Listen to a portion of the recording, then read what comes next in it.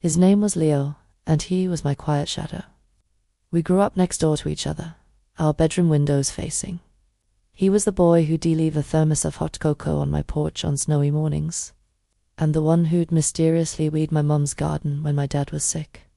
He never said much, just offered that shy, lopsided smile that made my heart do a little flip. I was loud and chaotic. He was calm and steady. I saw him as a constant, a piece of my childhood I'd never lose, like my favorite worn-out sweater. I was always chasing after the loud declarations of love, the grand gestures I saw in movies, completely blind to the quiet poetry he was writing for me every single day. When I'd get my heart broken by some flashy guy who promised the world, Leo would be there.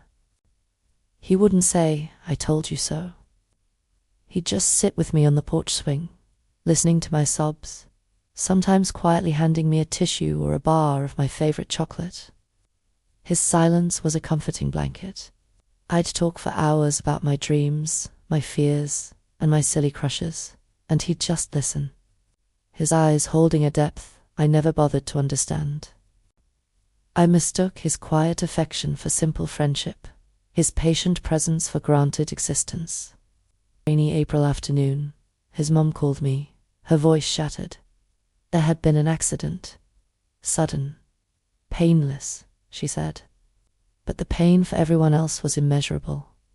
The world just stopped. After the funeral, she handed me a small, worn wooden box. "He wanted you to have this," she whispered. Inside were years of unspoken words. A pressed flower from the first time we went to the park, a ticket stub from a movie I'd dragged him to, and letters, hundreds of letters, all addressed to me, but never sent. Each one was a testament to a love so deep, so profound, it had lived and breathed in the quiet spaces between us. He wrote about the way my nose crinkled when I laughed, the color of my eyes in the morning sun, and how his greatest wish was just to see me happy. Reading them, I finally understood. His silence wasn't emptiness. It was full of a love I was too deaf to hear. He loved me silently, and then silence took him away forever.